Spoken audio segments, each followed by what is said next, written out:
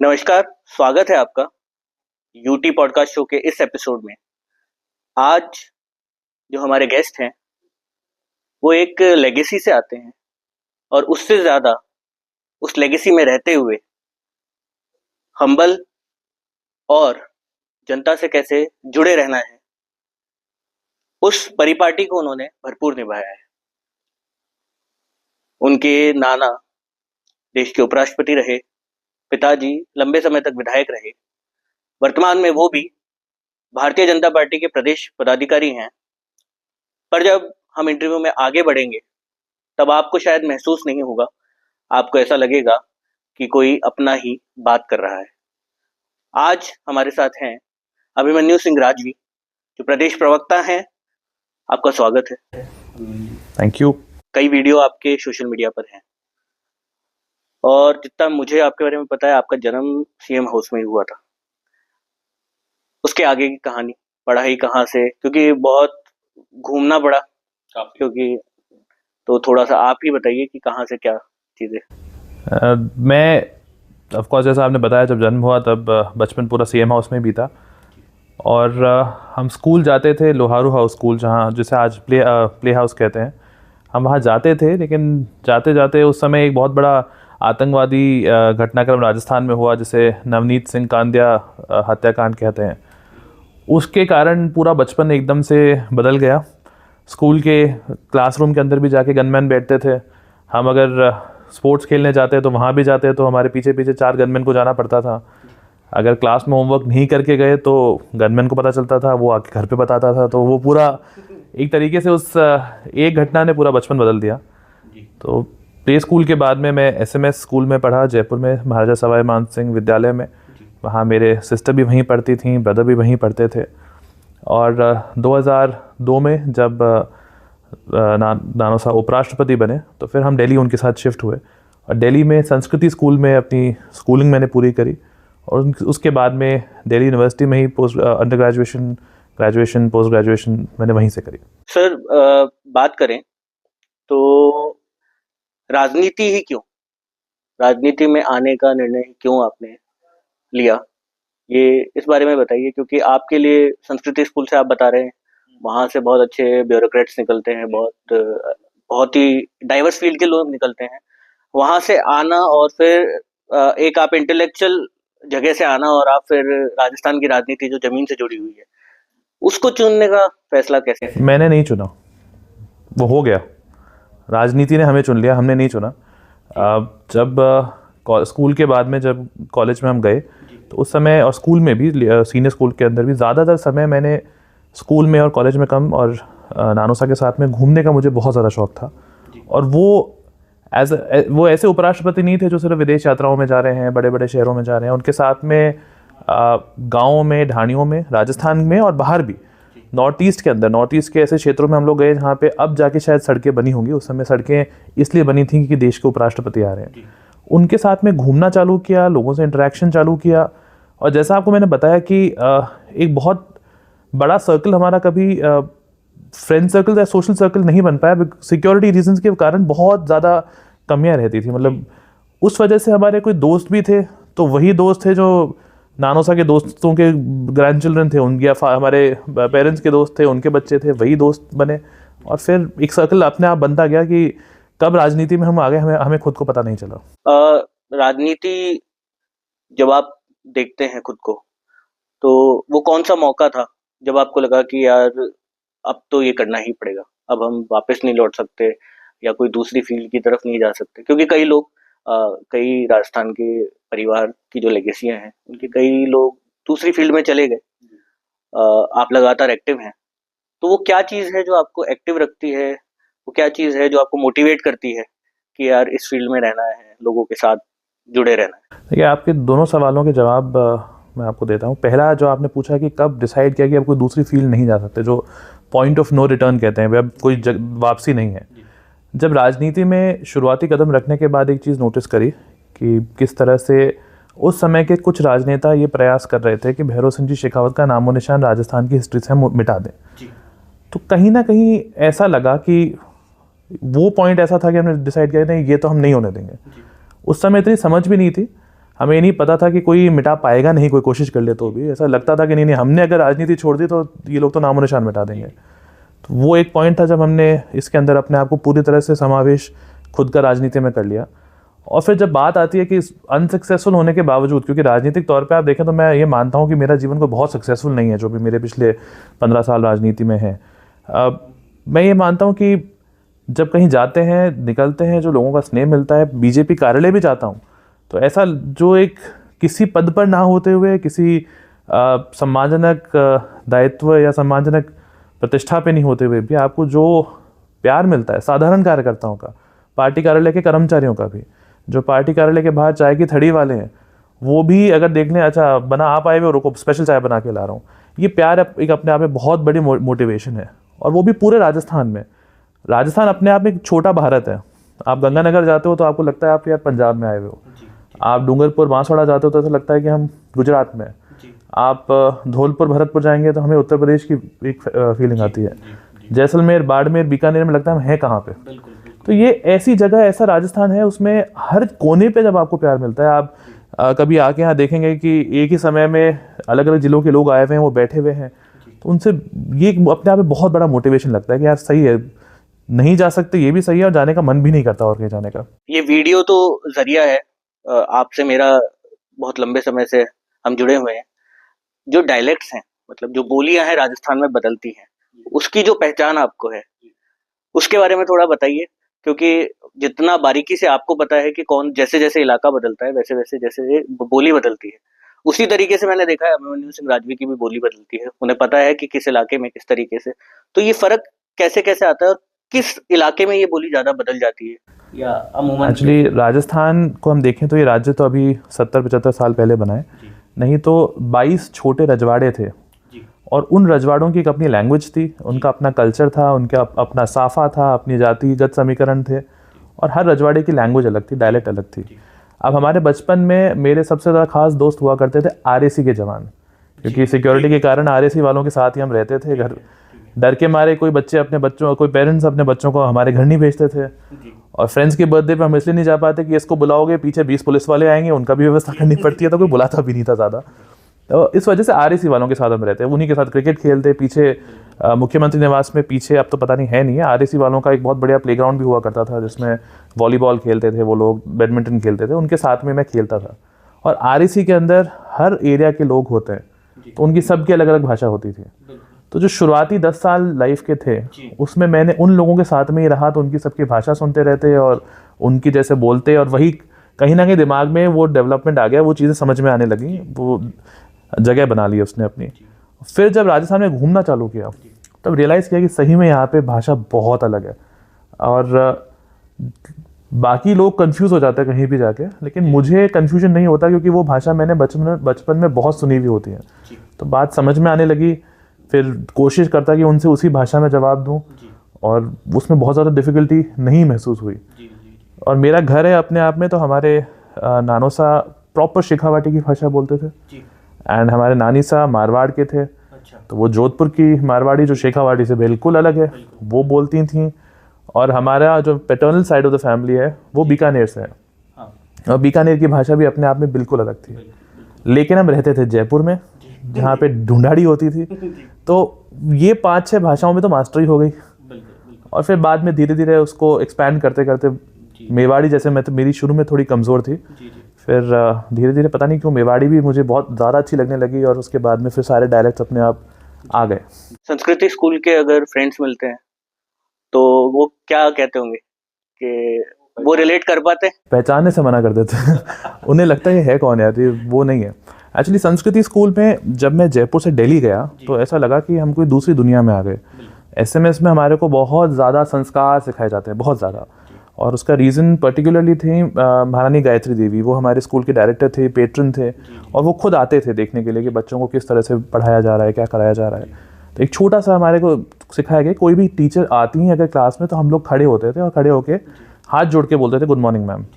तो हम दिल्ली चले गए, दिल्ली जाके जैसे ही एक टीचर आई, पहले दिन की बात है, मैं खड़ा हो गया हाथ जोड़ के गुड मॉर्निंग मैम, और पूरी क्लास मेरे को देख रही थी, हंसने लगे मेरे को देख के।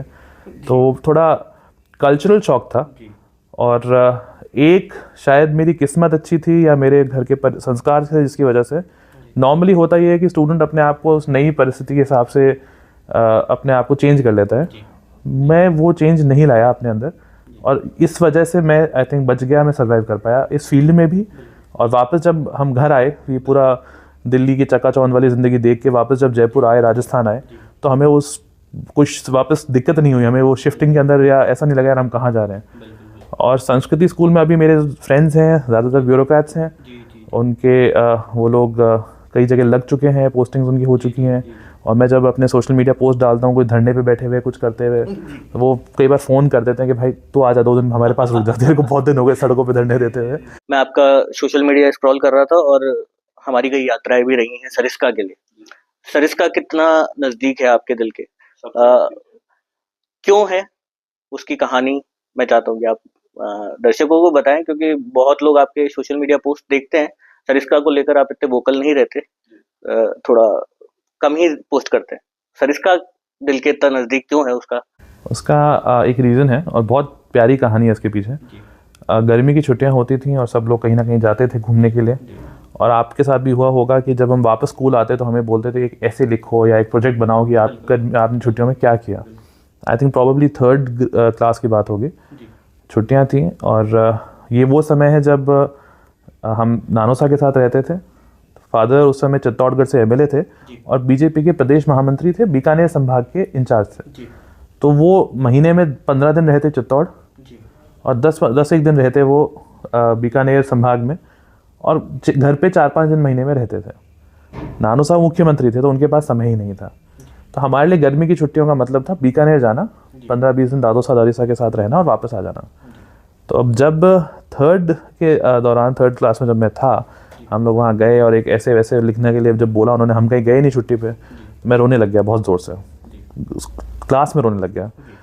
और हमारे टीचर का नाम था पद्मा खेतान मैम, वो बहुत सीनियर टीचर थी एसएमएस की।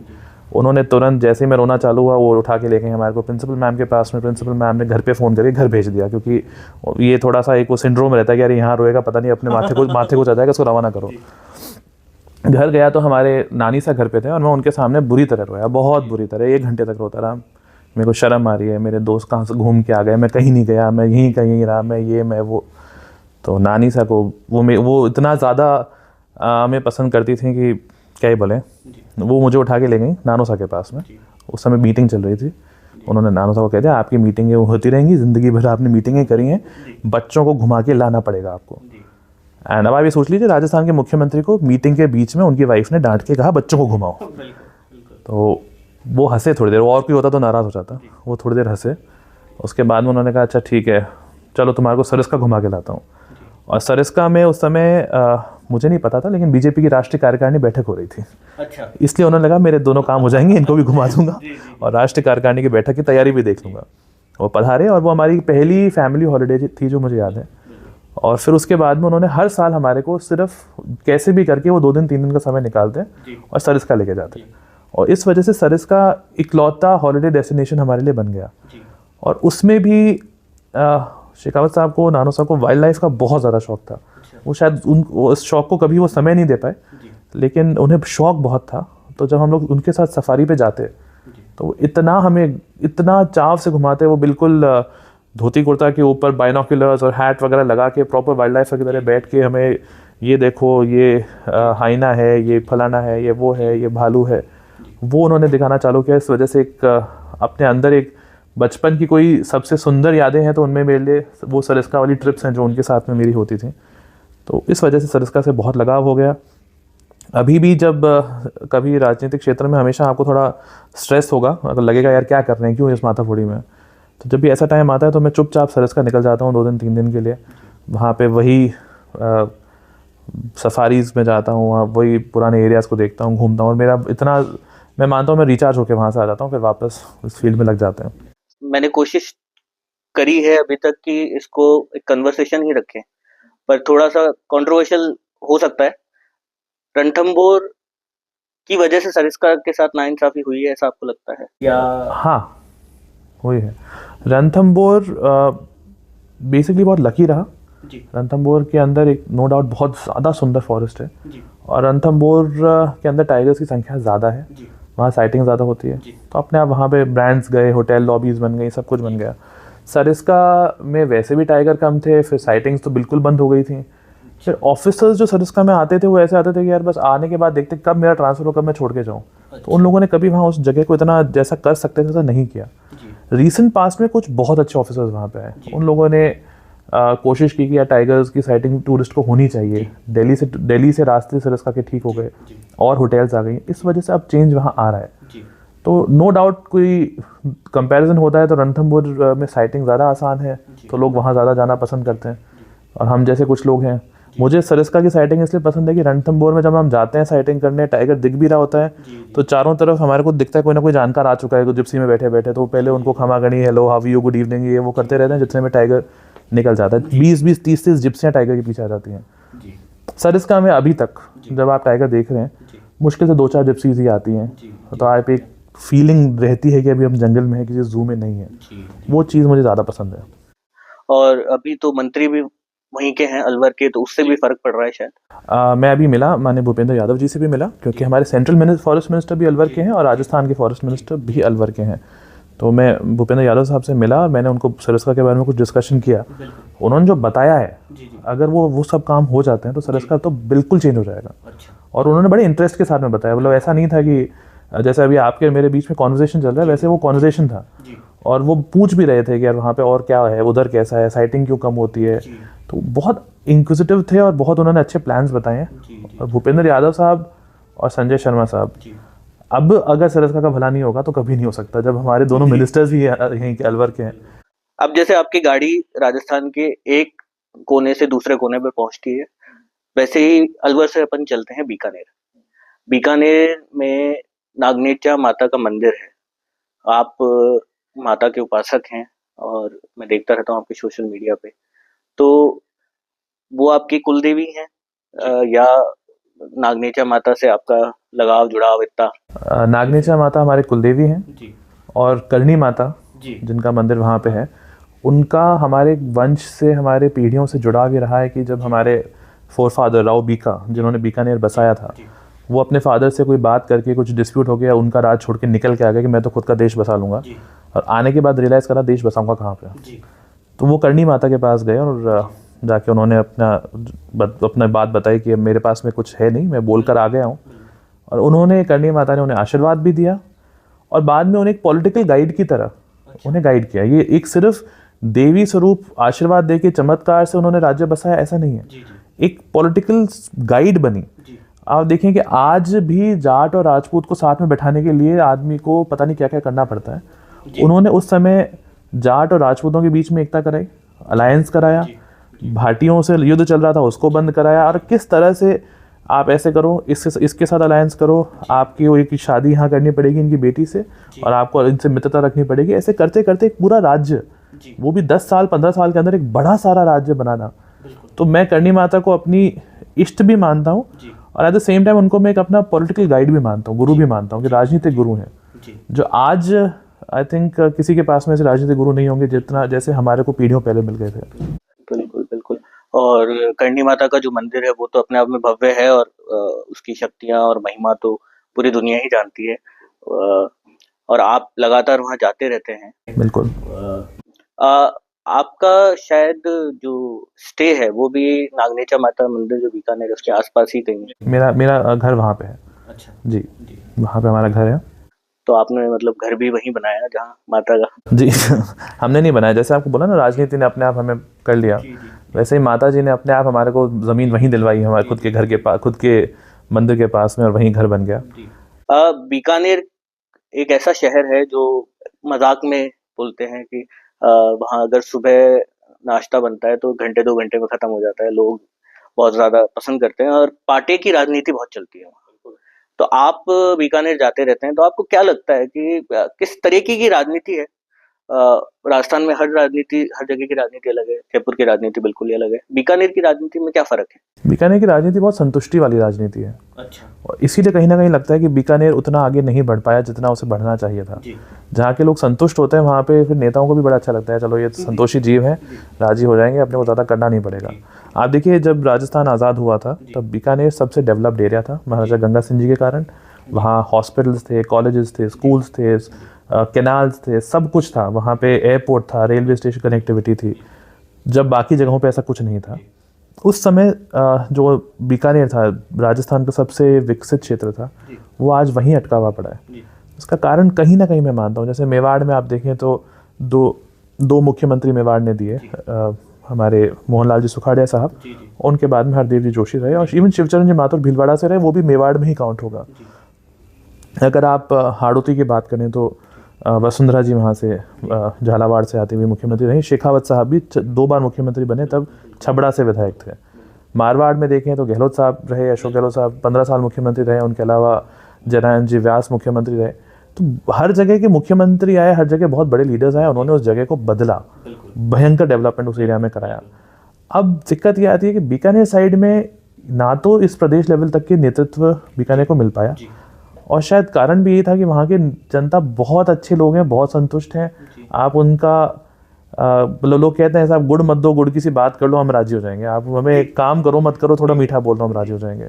उसका नुकसान भी शायद झेलना पड़ रहा है, लेकिन एट द सेम टाइम मैं ये कहूँगा कि ऐसा लोगों को संतोषी रहना चाहिए। मुझे बहुत बहुत अच्छे लगते हैं लोग। और पार्टों की जहाँ तक आपने बात करी, कभी रात को 8-9 बजे बाद में आप पार्टों पे जाके देखना, आपको पूरे राजस्थान नहीं, हिंदुस्तान नहीं, दुनिया की राजनीति उन पार्टों पे डिस्कस होती है। और बिल्कुल, मैं अभी कुछ दिन पहले गया तो मुझे वहाँ पे आचार्यों का चौक है, उधर मुझे बुला के पार्टों पे बैठाया। उसके बाद में कहा अभी रुको थे, पैकेट वाली भुजिया खाया और फिर हमारे पास अखबार के ऊपर रखी हुई बिल्कुल फ्रेशली तली हुई भुजिया आई, और कभी भुजिया नहीं खत्म हो तब तक आप उठोगे नहीं। फिर वहाँ जब टॉपिक जो डिस्कशन चालू हुआ तो मैं कहता यार भुजिया और मंगाओ, अपन तो बैठेंगे, अभी यहाँ से जाएंगे नहीं। बहुत बहुत मजे आए थे उस दिन। राजस्थान की विधानसभा के अंदर जो पिछला सत्र था, उसमें एक कविता पढ़ी गई, ठाकुर का कुआं, और उससे एक विवाद उपजा जाटों और राजपूतों के बीच में। उसी के बीच में आपने एक कार्यक्रम किया था बीकानेर में। वो कार्यक्रम किस परंपरा के अनुसार किया गया, और ये जो कविता है ये किस तरीके का, क्योंकि आप उस बेल्ट में जाते आ रहे हैं, उस इंसिडेंट के बाद में एक रिफ्ट महसूस होता है आपको, या सिर्फ राजनेताओं के बीच में एक स्टंट की जैसे था? ये रिफ्ट अगर ये नहीं होगा तो जिन्होंने वो कविता पढ़ी है उन जैसे राजनेता विधानसभा पहुंच भी नहीं पाएंगे।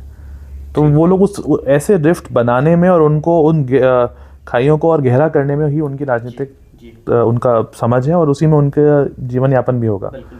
आप जो बात कर रहे हैं बीकानेर वाले कार्यक्रम की, तो बीकानेर की स्थापना में जैसे मैंने आपको बताया कि उस रियासत की स्थापना में जाट सरदारों का बहुत बड़ा योगदान था। उस योगदान को कमेमोरेट करने के लिए वहाँ पे एक नियम रहता था कि आखा बीज, जो बीकानेर का स्थापना दिवस है, उस दिन बीका जी के वंशज गोदारा जाटों को, क्योंकि उनका हमारे पहले जो पार्टनरशिप हुई, मित्रता हुई, वो गोदारा जाटों से हुई थी, उनको अपने घर पे बुलाएंगे, उनको मीठा खींचड़ा खिलाएंगे, साथ में बैठ के खाएंगे। इतनी अच्छी परंपरा वो उस समय चालू हुई थी और वो होती आई थी।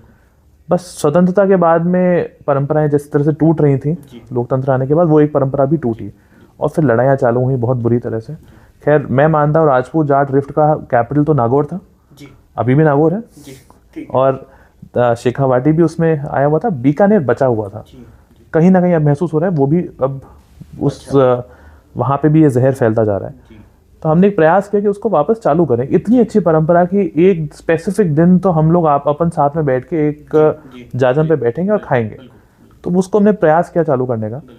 और मैंने सोचा था नेगेटिविटी ज़्यादा मिलेगी, पॉजिटिविटी कम मिलेगी, लेकिन उसका उल्टा हुआ। मुझे बहुत अच्छा रिस्पॉन्स वहाँ से मिला, राजपूत समाज से भी, जाट समाज से भी। और अब कुछ लोग हैं जिनकी दुकानें सिर्फ नफरत में चलेंगी, वो लोग उसका विरोध करते भी हैं, और विरोध से मेरे को फ़र्क पड़ा नहीं। हम लोग अभी वापस इसका हम अप्रैल में दोबारा दूसरा कार्यक्रम वो करने वाले हैं। और राजपूत और जाट की रिफ्ट पॉलिटिकल रिफ्ट है, ये बहुत बाद में आई गई है, इसको क्रिएट किया गया है, और अभी भी जैसे ये आग थोड़ी कम होती है इसको वापस हवा दी जाती है ताकि ये बनी रहे। और इसमें किसका फ़ायदा हो रहा है आई डोंट नो, लेकिन नुकसान दोनों का हो रहा है। का प्रभार क्षेत्र था पिछले लोकसभा चुनाव में जोधपुर। कहा जाए तो जोधपुर में पार्टी की स्थिति इतनी अच्छी नहीं थी जो सर्वेस कह रहे थे उस टाइम पे, और सीटें कम भी हुई हैं, 25 सीटें थी, वहां से हम भारतीय जनता पार्टी कम सीटों पर भी आई है। और उसमें एक जोधपुर की एक ऐसी सीट थी जिसे माना जा रहा था कि हो सकता है कि वो इस बार नहीं जीती जाए। उसमें आपको सह प्रभारी लगा के भेजा गया, और क्या दिक्कतें आई, क्या चुनौतियां थी, या असल में जो बाहर मैसेज चल रहा था वो ग्राउंड पर वो फील हो भी रहा था? क्योंकि गजेंद्र सिंह जी का व्यवहार तो बहुत अच्छा है ही, पर एक लंबा समय हो जाता है तो थोड़ी बहुत एंटी इनकन्वेंसी क्रिएट होती है। आपको क्या फील हुआ वहां पर जमीन पर जब आपने काम किया? देखिए, जो मुझे लग रहा है वो लगा वहाँ जाके कि गजेंद्र सिंह जी शेखावत इतने अवेलेबल थे अपने लोगों के लिए, इतने अपने कार्यकर्ताओं के लिए अवेलेबल थे। फ़ोन उनको कर दो तो रात को 11 बजे भी अगर वो फ्री होते तो वापस कॉल करते थे उस आदमी को। तो कहीं ना कहीं जो अवेलेबल ज़्यादा होता है उससे एक्सपेक्टेशंस भी ज़्यादा होती हैं, तो उनसे एक्सपेक्टेशन लोगों की बहुत ज़्यादा हाई थी, और एक व्यक्ति जितना उसको पूरा कर सकता है उतना उन्होंने किया भी था। नो डाउट एक्सपेक्टेशंस पूरी नहीं होने की वजह से गांव में लोग नाराज़ थे, लेकिन उसको जिस तरह से उन्होंने टैकल किया, उनकी टीम ने टैकल किया, जो नाराज़ थे वहाँ वो गए, उनकी बात सुनी, और उन्हें याद था कि भाई आपने उस टाइम ये कहा था, मैंने ये करके आपको बताया था, इतना तो हुआ था ना, मैं जो हो सका मैंने करा, नहीं हो पाया उसके लिए चलो माफ़ी भी मांगी उन्होंने जहाँ पे भी। It was a brilliantly fought election, बहुत अच्छे से उन्होंने वो चुनाव लड़ा, और उनकी टीम ने अच्छा चुनाव लड़ा। और बाकी मैं आपको बताऊँ, जोधपुर लोकसभा में कुछ एमएलएज इतने इन्फ्लुएंशियल हैं अपनी विधानसभा के अंदर। मैं बाबू सिंह जी राठौड़ का नाम लूँगा यहाँ पे। बाबू सिंह जी राठौड़ शेरगढ़ के अंदर इतना ज़बरदस्त ज़मीनी पकड़ है उनकी कि जब वो लोग साथ में जुड़े, उनमें भी डिफरेंसेस थे, और उसे हमारे चीफ मिनिस्टर साहब ने, जैसा आपने देखा कि चुनाव के, लोकसभा चुनाव के पहले जहाँ पे भी ज़्यादा डिफरेंसेस थे उनको बुलाया और पैचअप कराया पूरा। बाबू सिंह जी ने जब काम चालू किया वहाँ पे शेरगढ़ में करना, जैसे प्रतापपुरी जी ने पोखरण में काम किया, गजेंद्र सिंह जी खीमसर वहाँ लोहावट में थे, हमने हर जगह देखा। जोधपुर शहर के विधायकों का देखिए, हमें लगभग 1 लाख की लीड तो जोधपुर शहर से मिली। तो we had some brilliant MLAs, उन्होंने बहुत मेहनत करी। बाबाराम जी विश्नोई, इनको सब वहाँ पे गुरु जी कहते हैं, वो टीचर थे फलोदी में। फलोदी जातिगत समीकरण के हिसाब से हमें लग रहा था हमारा सबसे कमज़ोर इलाका रहेगा, बट एवरीबडी वर्कड हार्ड। और गजेंद्र सिंह जी का व्यवहार और गजेंद्र सिंह जी की सक्रियता वही ढाल बन के इस चुनाव में उनके काम आई। बाकी उन्हें हराने के लिए राजस्थान की आधी कांग्रेस देख रही थी कि भाई 24 सीटें हार जाओ, बस ये अपने जीतनी चाहिए। हाँ, ज्यादातर नेतृत्व कांग्रेस का वहाँ जा रहा था, वहाँ बैठा था, और अनाप शनाप पैसे लग रहे थे कांग्रेस की तरफ से, लेकिन वो इलेक्शन उन्होंने लड़ा है और बहुत ज़बरदस्त तरीके से लड़ा है। लोकसभा चुनाव से अब मैं थोड़ा और पीछे जाना चाहूंगा। 6 महीने पहले हुए थे राजस्थान विधानसभा के चुनाव। जो आपकी स्वाभाविक कंटेंडरशिप थी परिवार की, वो विद्याधर नगर से थी, वहां से टिकट कटा। फिर एक बवाल सा मचा, बवंडर सा मचा कि ऐसा कैसे हो सकता है। कई तरीके की चर्चाएं चली, कई तरीके की बयानबाजियां हुई। उस दौरान, उसके बाद में फिर आपको चित्तौड़ से टिकट अनाउंस हुआ। बीच में एक खबर ये भी चली कि मसूदा से आपको टिकट दी जा सकती है, जो आपके फादर हैं उनको नहीं। पर फाइनल में डिसीजन जो आया कि चित्तौड़ से आप चुनाव लड़ रहे हैं। उस वक्त के प्रदेश अध्यक्ष चित्तौड़गढ़ से ही थे, वहां आप गए, पर पार्टी में दो फाड़ था वहां पर उस दौरान। फिर पूरा चुनाव, और चुनाव के बाद, क्योंकि चुनाव के बाद में जो रिजल्ट आया उस बहुत लंबे समय से आपके परिवार में वैसा रिजल्ट देखा ही नहीं है। तो वो जब रिजल्ट आया, उसके बाद लोगों के व्यवहार में बदलाव, वो सारा जो ये फेज है पिछले 1 सवा साल का, उस दौरान अभिमन्यु सिंह राजवी खुद से नाराज हुए, मायूस हुए? क्या चीजें चली दिमाग में? परिवार को कैसे एक रखा गया? कैसी चीजें चली? देखिए, नो डाउट हमारे जीवन का सबसे डिफिकल्ट फेज पॉलिटिकली तो वही रहा है। हम लोग वो दिन मुझे याद है, 9 अक्टूबर 2023, हम 2 दिन पहले दिल्ली से आए थे, बात करके आए थे नेतृत्व से। तो ऐसी कोई अंदाज़ा भी नहीं था कि ऐसा कुछ होने वाला है। सबका बहुत अच्छा रिस्पॉन्स रहा, सबने कहा था आप अपना काम करिए जो भी है। वो अचानक टिकट अनाउंस हुआ, एंड उसके बाद में जो अमूमन होता है नेताओं के फ़ोन वगैरह आना, मैंने नहीं उठाया। मैं नहीं चाहता था मैं गुस्से में कोई ऐसी बात बोलूँ जिससे मेरा उनसे रिलेशनशिप हमेशा के लिए ख़त्म हो जाए। नहीं बात हुई। शाम को हमारे कुछ नेता ऐसे हैं जिनका बार बार कॉल आया, उनसे बात हुई, मिलने आए, सब कुछ हुआ। मैंने ये बोला कि अब जो हुआ है, नाराज़गी ये नहीं थी कि टिकट काटा है। देखिए, ये ठीक है, हो सकता था, ये तो हमें हर बार डर रहता था। 13 में भी था डर, 18 में भी था, सब बार लगता है कि हो सकता है टिकट कट जाए। नाराज़गी ये थी कि जिस तरह से टिकट काटा था, हम इतना तो शायद डिजर्व करते थे कि हमें बोल देते कि आपको विद्याधर नगर से टिकट नहीं देंगे। हम नहीं करते, वो सब पार्टी का नेतृत्व भी जानता है कि हम कुछ उसमें ऐसा नहीं करते। तो उसके बाद में जब बात आई कि केंद्र नेतृत्व ने कहा है कि आपको चुनाव लड़ना है, तो आप लोग कॉन्स्टिट्यूंसी हम ये फलाना ढिमकाना, मैं कहूँ हम लोग इसमें नहीं पढ़ना चाहते। एक चीज़ कैटेगोरिकली कही थी, चित्तौड़ से चुनाव नहीं लड़ना। अच्छा। क्योंकि चंद्रभान सिंह आकिया को वहाँ पे मेरे फादर खुद इस्टेब्लिश करने वालों में से थे। एंड उसके अलावा जब 20 साल से आपने कहीं चुनाव नहीं लड़ा हो, वो जनरेशन जिसने आपको चुनाव लड़ाया वो जा चुकी है। और पापा चित्तौड़ जाते थे आई थिंक साल में 3 बार 4 बार बस गए, वहाँ पे सांवरिया जी के दर्शन किए, कालका माता के दर्शन किए, सब अपने पुराने लोगों से मिले, खूब घूमे और आ गए वापस। अब 20 साल तक जब आप उस जगह से टच में नहीं हो और आपको एकदम से वहाँ भेजा, ना मैं कहा चित्तौड़ मत लड़ाना। एंड बाकी निर्णय पार्टी ले, और वो निर्णय ले जहाँ से उन्हें लग सकता है कि हम जीतें, या फिर लग सकता है कि किसी कार्यकर्ता की वैसे उस कार्यकर्ता पे नहीं बीते जो हम पे बीती है। तो हमें वो दर्द महसूस हुआ था। वापस जब फ़ोन आया चित्तौड़ से मेरे को लड़ाने के लिए, मैंने साफ मना किया, मैं तो फॉर्म ही नहीं भरूंगा चित्तौड़ से, मैं नहीं लड़ूंगा। एंड फादर ने भी ये बात वहाँ पे कैटेगोरिकली कही थी कि यार अब 20 साल हो गए, वो समय जा चुका है, बहुत चेंजेस आ गए। पर कुछ परिस्थितियाँ बनी, मैं उसमें डीपली नहीं जाऊँगा, मैं कभी नहीं जाता, मैं ऐसी कोई बात करता नहीं हूँ जिससे पंगे हो। कुछ परिस्थितियाँ ऐसी बनी कि जब हमें ऐसा लगा था कि मसूदा से टिकट पार्टी दे रही है, और उस दौरान प्रिपरेशन, मेंटली प्रिपेयर भी हम मसूदा के लिए थे, और उस बीच में ये अनाउंसमेंट हो गया। होने के बाद भी नहीं गए फादर कुछ दिनों के लिए वहाँ पे, और हमारी इच्छा भी ये थी कि किसी भी तरह ये टल जाए। पार्टी का नेतृत्व भी चाहता था ये पूरा सिचुएशन टल जाए। मैं इसमें नाराज़गी पार्टी नेतृत्व के प्रति भी नहीं रखता। कुछ लोगों ने कहाँ पे क्या जैसे भी हुआ, सबको पता है, हमने सबके सामने एक ही बात रखी थी, हुआ। और एक चीज़ ज़रूर है कि पार्टी ने कोई निर्णय कर लिया, उसके बाद में फिर हम लोग कम से कम, हमारी परवरिश ऐसी नहीं है, और अगर हम कुछ गलत बोलते या कुछ गलत करते तो क्वेश्चन मार्क हमारे ऊपर ही लगता है कि जिन भैरव सिंह जी ने पूरे राजस्थान को संस्कार दिए पार्टी का ऐसे करना, निर्णय संगठन का फाइनल फलाना निमकाना, और उनके खुद के बच्चे जो हैं वो ऐसा नहीं कर रहे हैं। वो चीज तो पार्टी को, मुझे नहीं लगता कि पार्टी को उस पर कोई संशय होगा, क्योंकि 2013 का वक्त भी आप लोगों ने देखा है, वो भी एक बहुत स्ट्रगलिंग पीरियड था, तब भी आप पार्टी के साथ जुड़े रहे, कई बड़े बड़े नेता। हाँ और भी ज्यादा जी जी जी जी। तो वो संशय तो कहीं नहीं था कि भाई पार्टी से अलग जाकर कुछ करना है। पर वो जो मेंटली आप बोल रहे हैं कि एक मेंटली प्रिपेयर कर लिया और फिर वापस वहां भेज दिया, भेज तो हम गए जाने के बाद में, क्योंकि ऐसा नहीं जाते तो पार्टी के लिए भी एम्बैरेसिंग होता, हमारे लिए भी एम्बैरेसिंग होता। और मैं ये कहना चाहता हूँ कि इस पूरे फेज़ में, मैं बहुत बड़ी बात कह रहा हूँ, किसी का टिकट कटता है, गलत जगह टिकट भेजा जाता है, वो ऐसा नहीं बोलता, बट पार्टी नेतृत्व वो सीरियसली वेरी कंसिडरेट। उन लोगों ने, मतलब उन्हें खुद को दिख रहा था क्या हो रहा है, लेकिन वो भी यही कहते हैं जो भी है करो, हमें भी पता है जो हो रहा है वो गलत हो रहा है, उन्हें खुद को पता था। फिर वहाँ जाना पड़ा। जाने के बाद में 2-4 दिन के अंदर समझ में आ गया था कि होना क्या है अल्टीमेटली, क्योंकि जो मूल टीम थी जो आप लोगों के साथ आगे बढ़े थे वो सब अलग हो चुके थे। लग गया था कि नहीं होगा। एंड बस इतना था कि हाँ, इतना नहीं सोचा था कि चित्तौड़ वाले इतना ज़्यादा भूल जाएंगे कि राजू साहब ने उस जगह के लिए क्या किया है।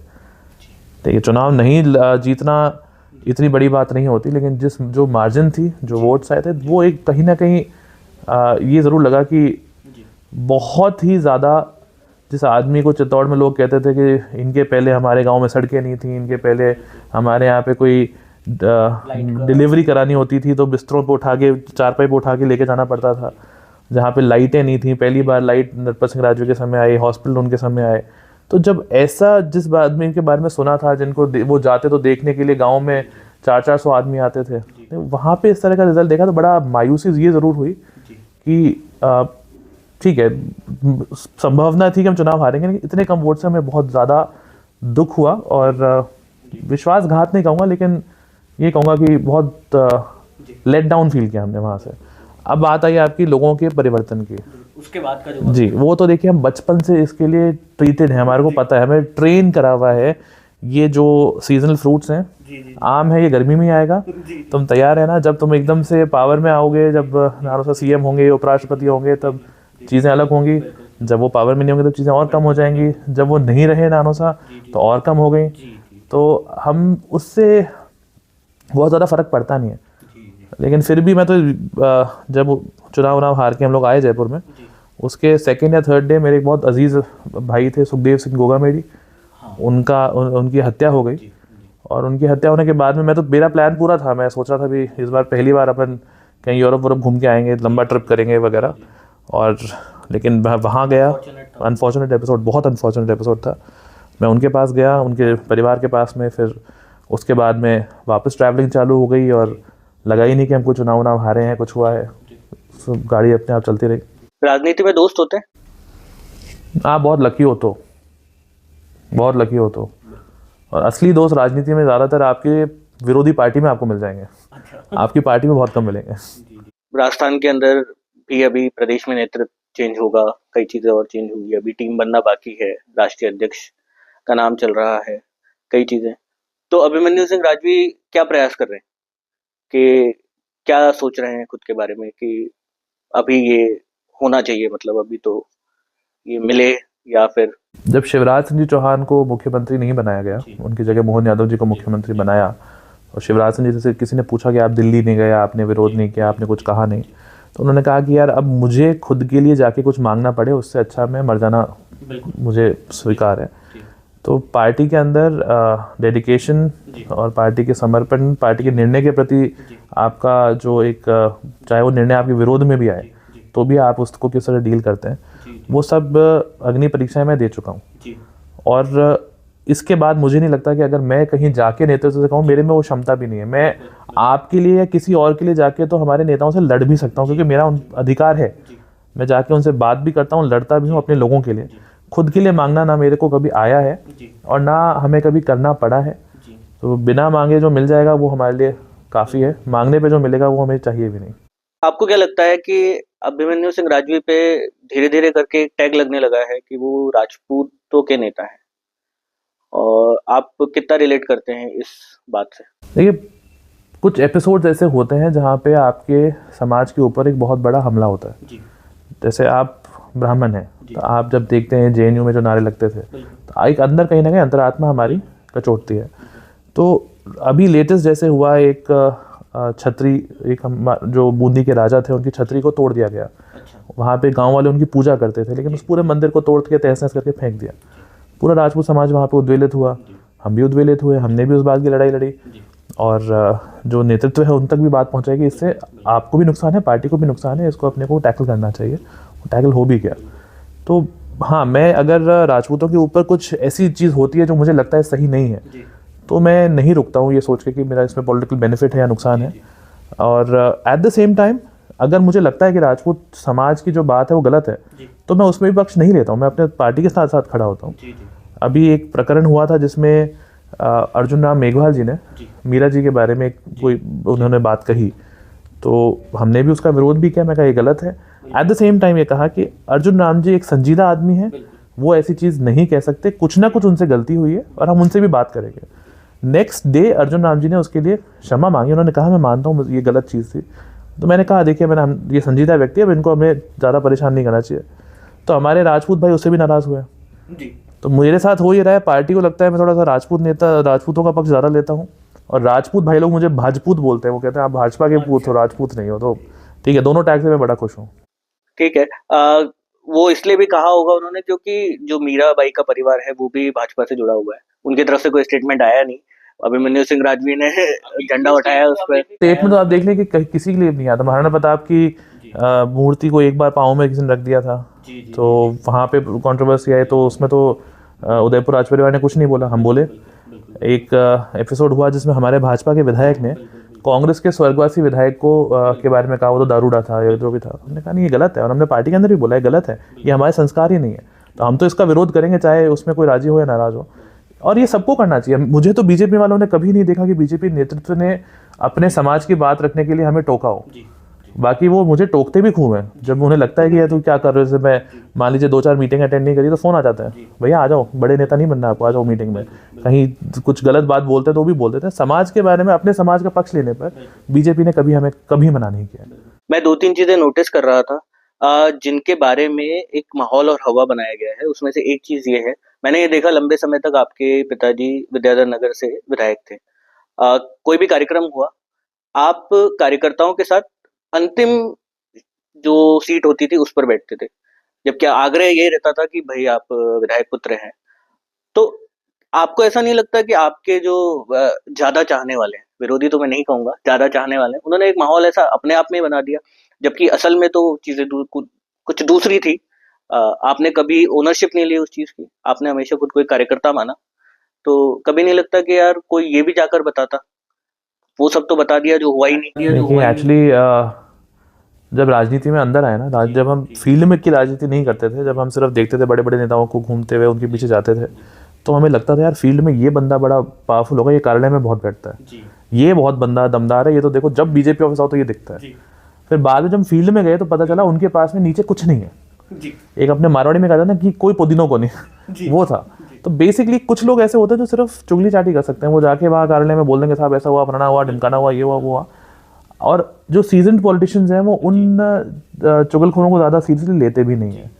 रही बात मंच पर बैठने नहीं बैठने की, तो जब हम राजनीति की शुरुआत कर रहे थे, मैं उस समय युवा मोर्चा में मुझे पार्टी ने प्रदेश उपाध्यक्ष बनाया जब मेरी उम्र सिर्फ 21 साल की थी, बहुत बड़ी बात है। उस समय हम शाहपुरा विधानसभा में कार्यक्रम में गए और वहाँ पे राव राजेंद्र सिंह जी उस समय विधायक थे। एक कार्यक्रम हुआ, युवा मोर्चा के सब नेता हम लोग मंच पे चले गए, यार राव साहब कहाँ हैं, तो देखा वो नीचे बैठे हुए थे। तो हम 2-3 बार सबने मंच से बोला आप ऊपर आओ ऊपर आओ, उन्होंने वो नहीं, मना कर दिया। नीचे उतर के मैंने उनसे पूछा आप ऊपर नहीं आए, तो उन्होंने कहा भाणेज बना अभी एमएलए हैं तो ऊपर बैठाएंगे, जब हार जाएंगे तो ये नीचे बैठा देंगे, फिर अपने को मंच की याद आएगी, इसलिए नीचे बैठे रहना चाहिए, कभी मंच की ज़्यादा आदत नहीं लगानी चाहिए।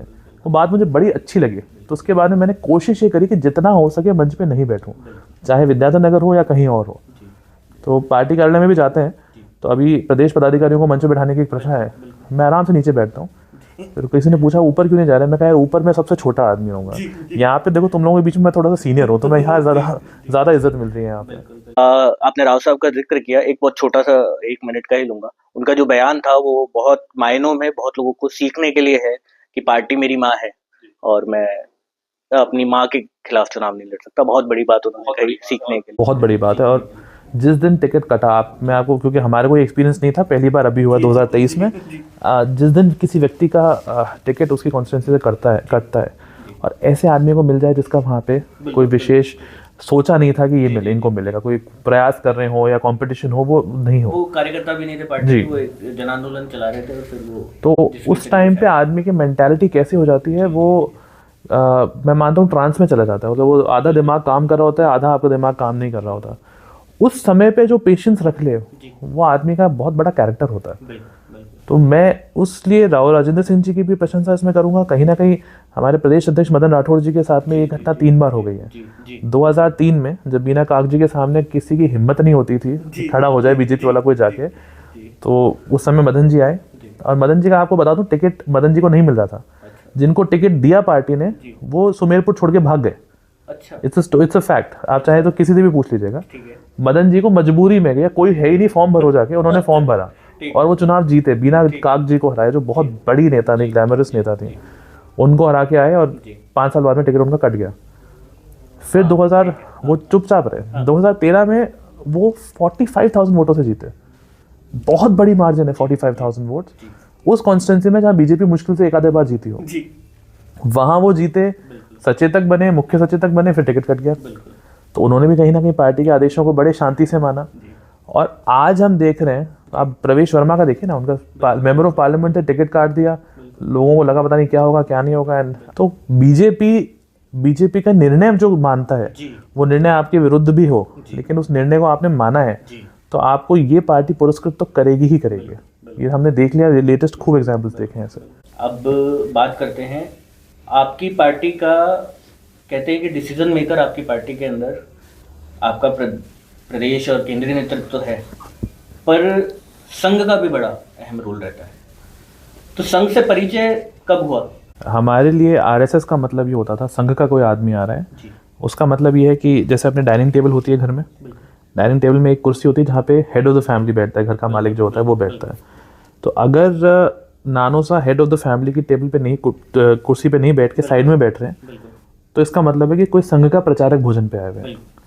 तो और संघ के प्रचारक जब आते थे तो एक या कोई सीनियर लीडर आते, जैसे माने अटल जी पधारते या अडवाणी जी पधारते, डॉक्टर मुरली मनोहर जी पधारते, तो हमारे को उस समय छोटे भी हम थे तब भी यही कहा गया था कि स्टाफ जो है वो अंदर चाय नाश्ता भोजन कुछ नहीं सर्व करेगा, वो तुम्हें करना पड़ेगा, क्योंकि वो क्या बातें कर रहे हैं वो नहीं चाहते थे कि स्टाफ के सामने किसी को अनकंफर्टेबल हो जाते थे।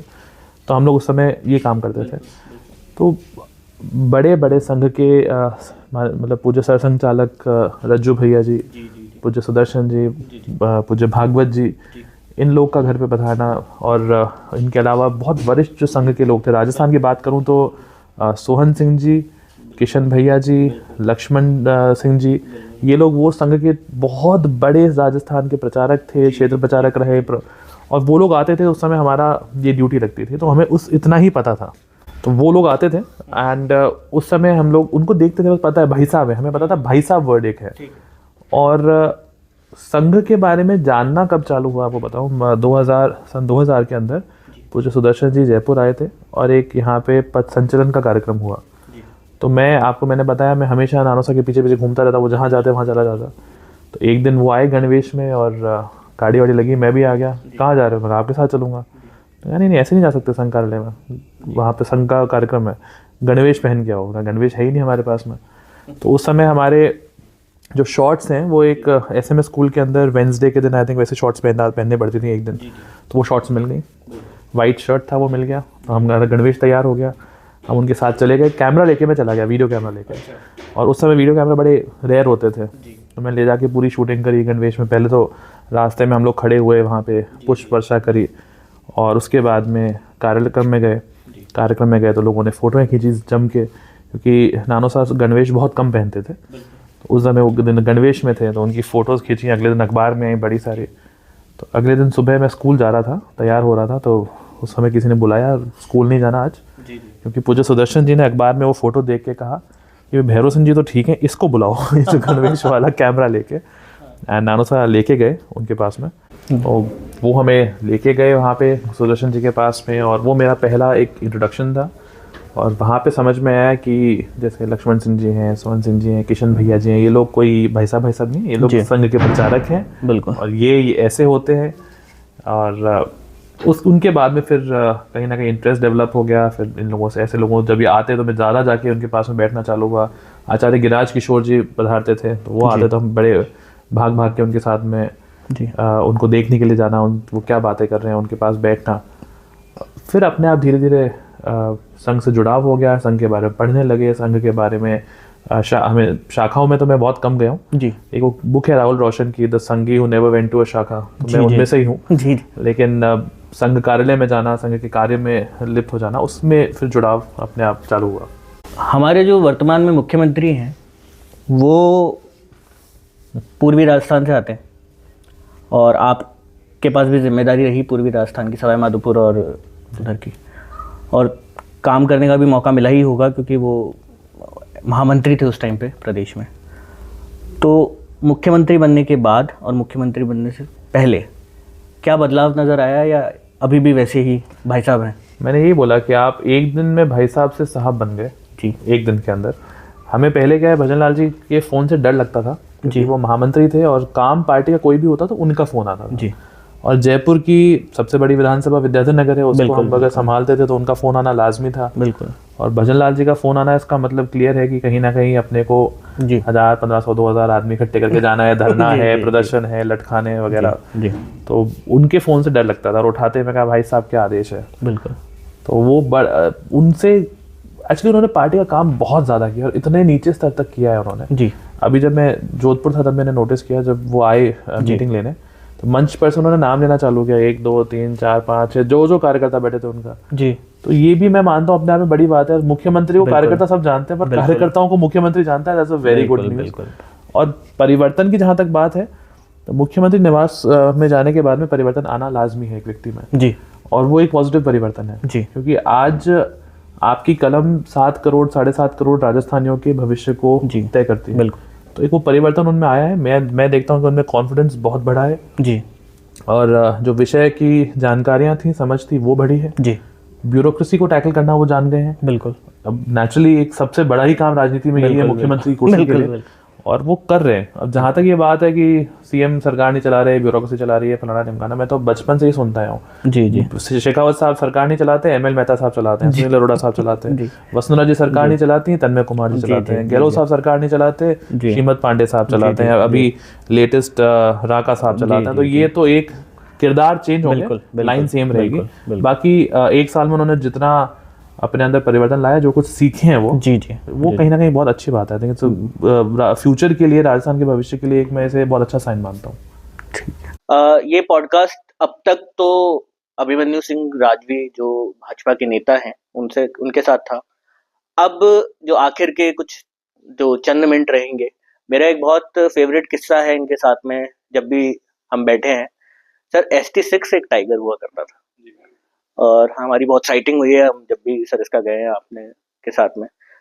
मैं चाहूंगा ये आखिरी के जो मूड को लाइट करते हुए ST6 की कहानी हम उसको याद करते हैं, क्योंकि वो एक लेजेंडरी, वो भी एक टाइगर था, तो उसकी कहानी जरा साझा कीजिए। तो ST6 नाम के इस टाइगर से मेरा पहली बार परिचय तब हुआ जब ये ST6 था भी नहीं। जी जब ये रणथंभौर में एक टाइगर था और इसने कोई गांव में घुस गया, फॉरेस्ट की टीम इनको रेस्क्यू करने गई, जी। इसने उस टीम पे अटैक कर दिया।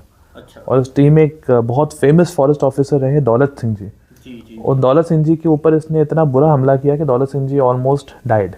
हाँ, उनका जी बिल्कुल। और उस समय बीना काक जी फॉरेस्ट मिनिस्टर थी, सलाउद्दीन अहमद जी चीफ सेक्रेटरी थे, गहलोत साहब सीएम थे। तो चीफ मिनिस्टर का प्लेन आया तुरंत सवाई माधोपुर, उनको हेलीकॉप्टर आया और उनको लेके SMS हॉस्पिटल में लेके गया, नहीं तो दौलत सिंह जी बच भी नहीं पाते। वो वहां से उन पर अटैक करके भाग गया। और मथुरा में किसी लोगों ने कहा कि हमें टाइगर दिख रहा है। मथुरा में कहाँ से टाइगर आएगा? वहां गए तो पता चला सही में वो वहां पहुंच चुका था। थोड़े दिन बाद में मेरी एक आदत है, हम लोग सप्ताह में एक बार मैं भरतपुर के महाराजा विश्वेंद्र सिंह जी से ज़रूर बात करता हूँ। फ़ोन करूँगा, खमागनी हुकुम कैसे हैं आप, और वो आराम से बातचीत होती है। एक दिन उनका फ़ोन आया मेरे पास में, सुबह की बात होगी, बना ये आज अपना आखिरी कॉल हो सकता था। कहा हुकुम ऐसा क्या हुआ? मैंने कहा साला घने के अंदर टाइगर आ गया, फॉरेस्ट वालों को पता नहीं है। घना उनका वो जो सेंचुरी है, वो वहाँ पे घूम रहे थे, घूमते घूमते का पगमार्क है, टाइगर यहाँ पे सब मना करे था, टाइगर तो है ही नहीं यहाँ पे, कोई इतिहास ही नहीं है वहाँ टाइगर होने का। थोड़ी देर बाद में वो टाइगर तो उनको सड़क पे दिख गया। तो वो उस दिन उन्होंने बाहर आके सबको बताया कि यहाँ पे टाइगर है भैया। एंड फिर वो टाइगर वहाँ से ट्रैंकुलाइज होके सरिस्का गया और ST6 बना। और जब मेरे राजनीतिक दौर में एक बहुत बुरा समय चल रहा था, मैं आपको बताया 21 साल का था तब पार्टी ने मुझे उपाध्यक्ष बना दिया, 22 साल का होते हटा दिया। तो जब वो हटाया हुआ फेज़ था तो बड़ा डिफिकल्ट फेज़ था, और उस टाइम मैं प्रयास कर रहा था कि किसी भी तरह वापस संगठन के अंदर एडजस्ट हो जाए। तब कुछ लोग ऐसे जिनकी खड़े होने की राजनीतिक औकात पूरी की पूरी शेखावत साहब की बनाई हुई थी, जो उनके नाम की कस्में खाते थे 2-3 साल पहले तक, उन लोगों के जब मैंने रंग देखे कि उन्होंने किस तरह से मुझे नुकसान पहुंचाने का प्रयास किया और क्या क्या कहानियां बना बना के मेरे बारे में पहुंचा दी, तो मैं बहुत ज़्यादा अपसेट हो गया। मैं कहा भाड़ में गई, नीचे मुझे राजनीति में कुछ पोस्ट नहीं चाहिए अभी। तो उस समय दिल्ली में था मैं, और मैंने उठा के फ़ोन करा, हमारे कज़न थे रंजीत सिंह जी, जो सरिस्का पैलेस जो एक बहुत फेमस होटल है उसके मालिक हैं। कई फिल्में शूट हुई, करण अर्जुन वगैरह। तो मैंने उनको कहा कि मैं तो 2 दिन के लिए जंगल जाऊँगा सरिस्का, और उन्होंने वहाँ व्यवस्था करा दी। और फिर हमने, हमारे एक मित्र हैं दुरानी जी, उनको बोल के और सफारी पे गए। भयंकर डिप्रेशन में जाने वाली हालत। सफारी में गया, बारिश हो रही थी, और बारिश के बीच में एकदम से टाइगर की रोरिंग चालू होती है, और बिल्कुल भीगते हुए मुझे उस टाइगर के पहली साइटिंग हुई। वो दिन था, और आज का दिन है, मुझे पता नहीं है कि स्ट्रेस क्या होता है। मुझे वापस मेरे अंदर के वाइल्ड लाइफ को उसने जगाया, और उसके बाद में तो फिर जब भी महीने 2 महीने में एक जैसी टाइम मिल रहा है वहाँ भाग जाते हैं, और वहाँ के टाइगर्स को देख के भूल जाते हैं कि अपने साथ क्या हो रहा है। एंड इसलिए ST6 का मेरे लाइफ में बहुत बड़ा एक योगदान ये है, इसलिए मैं उसकी फ़ोटो अपने रूम में भी रखता हूँ, अपने ऑफिस में भी रखता हूँ। उसने मुझे जस्ट टू रिमाइंड में कि यार अगर आपको बिल्कुल लग रहा है कि यार अब दिमाग काम नहीं कर रहा है या फील्ड छोड़ देंगे, तो भगवान कोई ना कोई तरीका आपको बता देता है कि नहीं वापस आना है तुम्हें। तो ये थे अभिमन्यु सिंह जी राजवी, जिन्होंने हमें समय दिया, राजनीति से इतर भी बातें करी, राजनीति से जुड़ी बातें भी करी। करना भी ज़रूरी है जब आप अपना 24 घंटे में से ज़्यादातर समय राजनीति को देते हैं, जनता को देते हैं। लोग पूरे प्रदेश से आते हैं जो परिवार से प्रेम करते हैं, जिनसे ये संपर्क में है, तो राजनीति की बातें तो होनी लाजमी थी। साथ में जो इनका वाइल्ड लाइफ प्रेम है, आज उस पर भी बातें हुई। समय देने के लिए सर बहुत बहुत धन्यवाद। Thank you.